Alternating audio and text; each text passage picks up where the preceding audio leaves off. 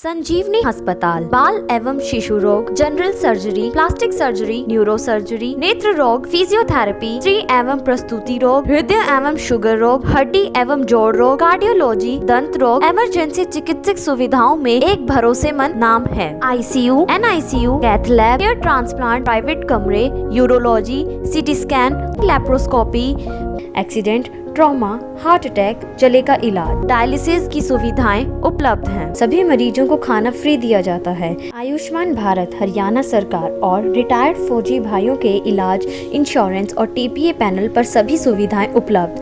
पूछताछ mobile number 7027566691। आज संयुक्त मोर्चा की मीटिंग हुई है। काफ़ी मुद्दों पर चर्चा की है। सबसे पहले मीडिया को बता दिए कि मानसून सेशन पार्लियामेंट का आने वाला है, जो 19 तारीख को शुरू होने जा रहा है। हमने फैसला किया है कि सबसे पहला 17 जुलाई को जो राजनीतिक पार्टियां, जो विरोधी पार्टी है, सभी को घर में जाकर एक चेतावनी पत्र देंगे कि ਜਾਂ तो संसद में चुप तोड़ो तो ਜਾਂ कुर्सी छोड़ो। ये उनके लिए हमारा प्रोग्राम है। बीजेपी के जो MP है, जहाँ उसके रिलायंस के MP है, सभी के दरों पर प्रदर्शन होंगे और जो बखरे है विरोधी पार्टी है उसको चेतावनी पत्र दिया जाएगा। ये 17 तारीख का प्रोग्राम है। उसके बाद 19 तारीख को संसद बैठना है, तो 20 तारीख को तो 21 तारीख को छुट्टी है। 22 तारीख को हमने फैसला किया है कि एक बड़ा जत्था सिंघू बॉर्डर से बच्चा में जाकर संयुक्त मोर्चे के बैनर लगाकर वो बड़ा जत्था पार्लियामेंट वाल जाएंगे। विरोधी नेताओं को कहेंगे कि अंदर रौला पाए, जब तक कानून नहीं रद्द होंगे तो सेशन ना चले। तो अभी लोग बाहर बैठकर रौला पाएंगे कि तीनों कानूनों को रद्द करो। इस पार्लियामेंट सेशन की 20 बैठकें होनी है। 20 बैठकें में ही जाएंगे। जब भी बैठक होगी तो अभी संयुक्त मोर्चा में फिर एक जत्था लेकर जाएंगे। तो वही प्रोग्राम जो पहले 22 तारीख को करेंगे, बार बार वही दोहराएंगे। ये दो अहमियत वाले जो प्रोग्राम हैं आपके। एक तीसरा प्रोग्राम पहले ही दिया हुआ, जो डीजल, पेट्रोल और गैस की कीमतें समानी चढ़िया हुई, सभी लोगों के लेने के उन्होंने समर्था से बाहर हो गया है। उसको लेकर जो भी व्हीकल चलते हैं वो डीजल पर चलते हैं, वो पेट्रोल पर चलते हैं, वो कारां है, मोटरसाइकिल है, वो ट्रैक्टर है, वो ट्रक है, सभी जड़े नेशनल हाईवे है और स्टेट हाईवे है उन्हां पर खड़े कर देंगे। और खाली सिलेंडर भी लेडीज को कहेंगे कि उस पर लेकर जाएं। ये बड़ा प्रदर्शन साडा पूरे इंडिया का प्रदर्शन है। ये 3 प्रोग्राम आपने पास किया है।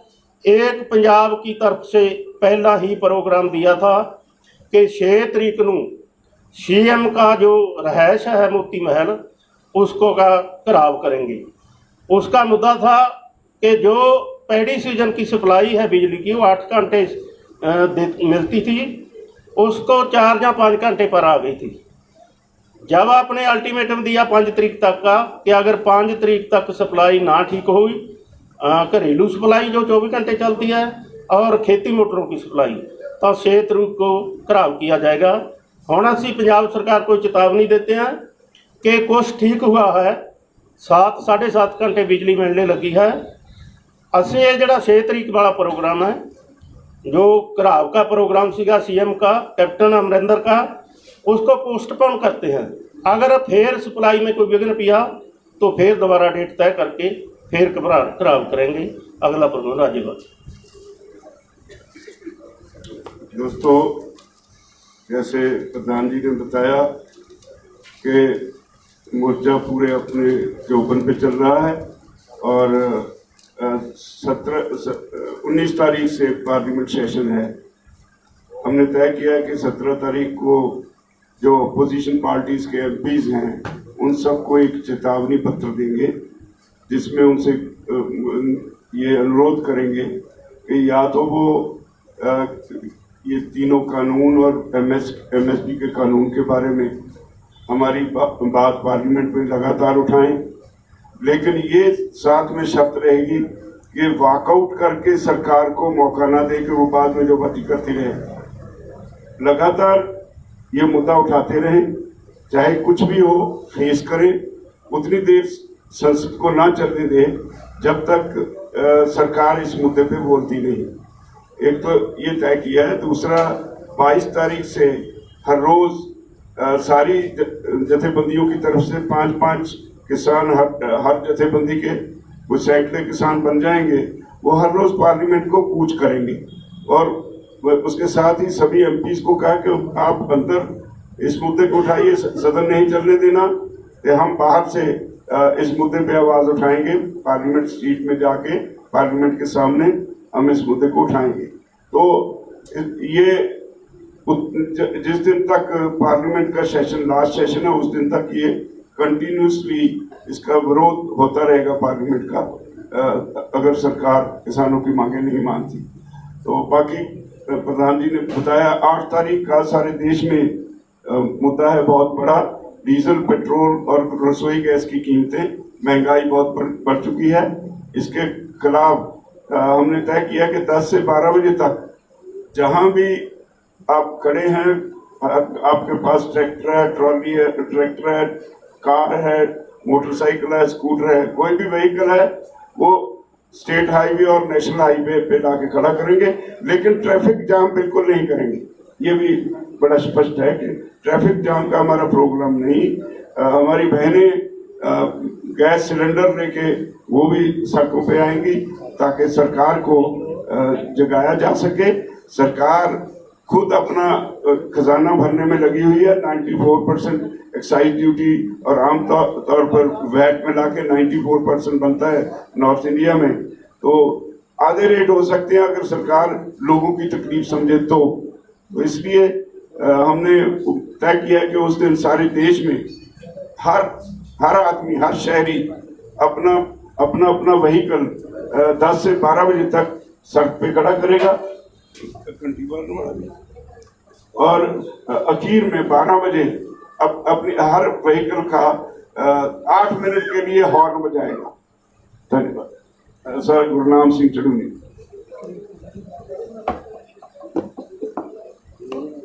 वैसे तो ज़्यादा बात मेरे से पहले बोलने वाले ने बता ही दी है, कोई नया ज़्यादा बात नहीं है। इसके अलावा जो हमारे पहले बोलने वाले राज्यपाल जी हैं और बाकी लोगों ने बात बोली है, उसके अलावा एक हरियाणा का छोटा सा मुद्दा अलग से है कि यहाँ पे एक खोरी गांव है फरीदाबाद में और वहाँ 1 लाख की आबादी है और सुप्रीम कोर्ट ने उसको उजाड़ने का उसको आदेश दे दिया है। तो वहाँ पे एक दिन पहले भी हम गए थे और उस दिन वहाँ पे लाठीचार्ज कर दिया था। मेरे से पहले जाने से पहले हमें भी बाहर रोक दिया था, फिर हम वहाँ पे धरने में बैठे और उसी वक्त खट्टर साहब का बयान भी आया था कि हम मुआवजा देंगे, हरियाणा वालों को देंगे। तो थोड़ा सा उसमें क्लियर उन्होंने नहीं किया।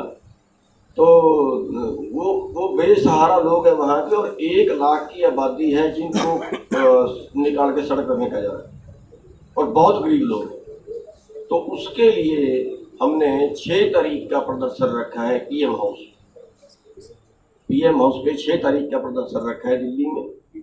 और हमारी मांग है उसमें कि सुप्रीम कोर्ट ने अगर आदेश दे भी दिया है तो उसके बाद भी सरकार के पास रास्ते होते हैं, उस जमीन को फॉरेस्ट से लेके अपने पास ले ले सरकार और उनको वहीं अलाट कर दे, ये भी तरीका है। और दूसरा उनको अलग जगह दे दे, वो भी तरीका है। और बुरी बात उसमें ये है कि वहाँ पे 7 5 स्टार होटल हैं, 7 बड़े होटल हैं जिनमें से एक को भी नहीं गिराया जा रहा। और उन लोगों का पानी बंद कर दिया, उन लोगों की बिजली बंद कर दी।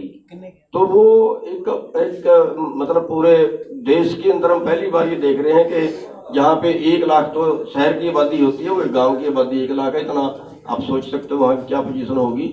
और उनको बिल्कुल निकाल के सड़क पे फेंकने का आदेश दे दिया। तो उसके लिए 6 तारीख को एक पीएम उस पर बड़ा प्रदर्शन किया जाएगा। और जहाँ तक हमारे आंदोलन का सवाल है, ये आंदोलन हमारा तब तक चलता रहेगा जब तक हम ये आंदोलन जीत नहीं जाते। और हम हर हफ्ते में 10 दिन में एक जत्था भी लेके आ रहे हैं।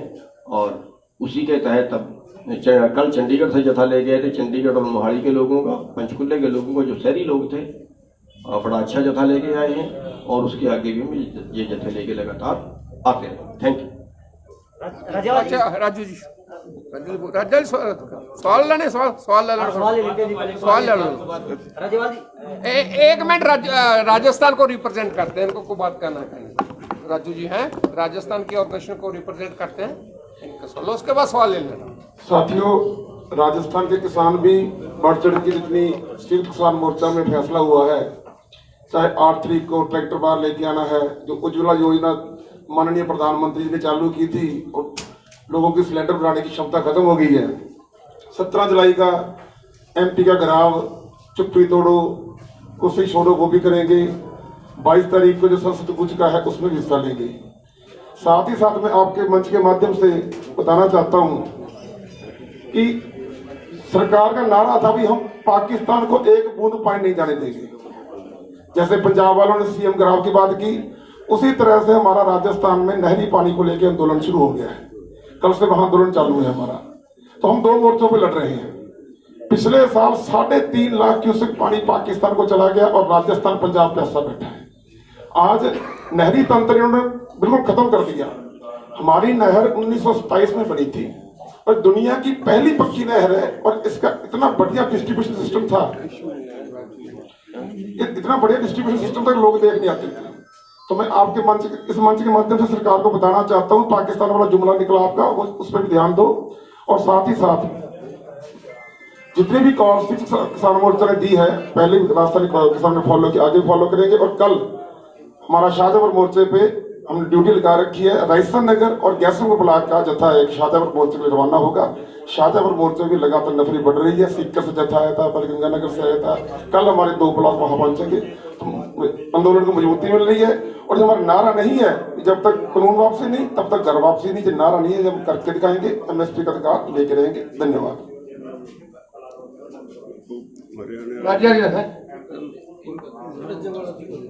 सवाल लेना चाहते हैं।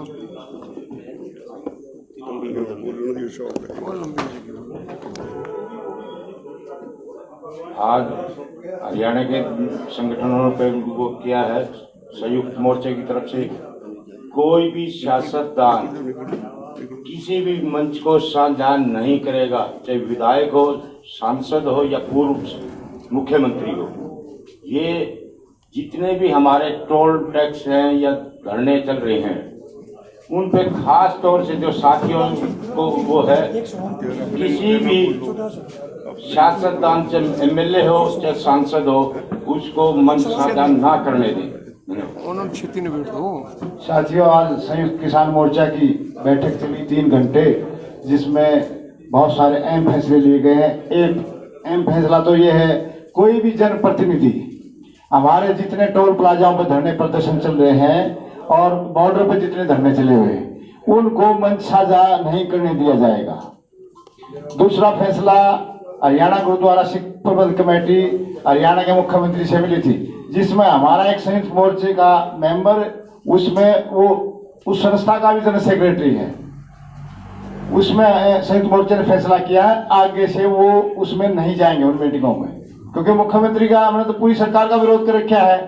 तो हमारा एक साथी चला गया था, तो संयुक्त मोर्चे ने फैसला लिया है, वो संज्ञान लिया उस पे आगे से हमारा कोई भी संयुक्त किसान मोर्चे का सदस्य ऐसे सिख प्रबंधक कमेटी के मिशन पे उनके साथ नहीं पहुंचे। कौन गया था जी?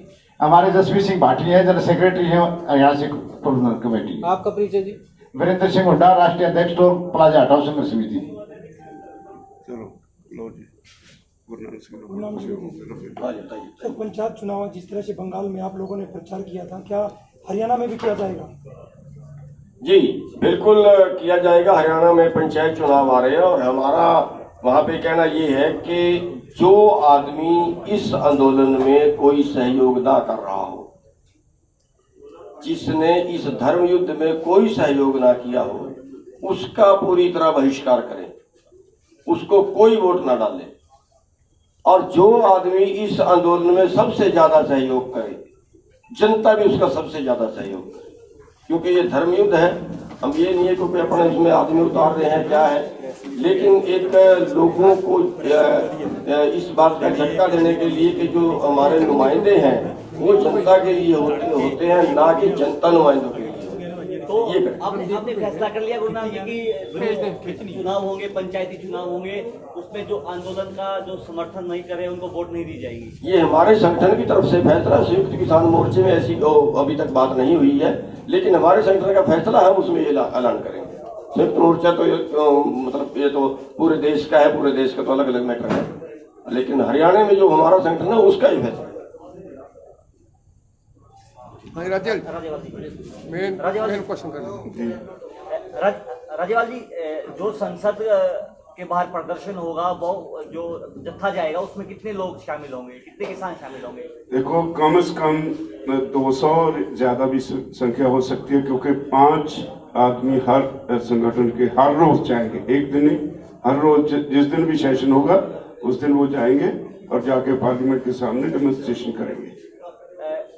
पैदल मार्च करेंगे या फिर किसी नहीं, वो बसेस पे जाएंगे। आगे की रणनीति किस तरह है? फिलहाल जितना तय किया वो आपको बता दें। कृषि मंत्री ने भी कहा, दोबारा केंद्रीय मंत्री ने कि कानून वापसी नहीं होगी। नहीं, वो शर्तों के साथ कहते हैं, वैसे बातचीत नहीं हो सकती। हम तैयार हैं बातचीत के लिए, लेकिन कानून वापसी लाजमी है। जिस तरह कह रहे हैं कि हम संशोधन कर देंगे, वार्तालाप शुरू की जाए। देखिए ये स्टेट सब्जेक्ट है, इसमें उनका दखल देना बनता नहीं है, सिर्फ राजहट है, इसलिए सरकार खड़ी हुई है। लीगली और सोशली सरकार का बिल्कुल कोई हक नहीं बनता ये कानून बनाने का। जिस तरह यूपी और उत्तराखंड में चुनाव नजदीक है, किस तरह जैसे बंगाल में किसान पहुंचे थे, प्रचार किया था, यहाँ भी कुछ ऐसी रणनीति की स्वीकृति? नहीं, फिलहाल हम यहाँ सारे यूपी को और सरगर्म करने के लिए प्रोग्राम लिख रहे हैं, लेकिन वोट की राजनीति जैसे वोट की चोट बंगाल में की, वो अभी हमने डिसाइड नहीं की। Thank you.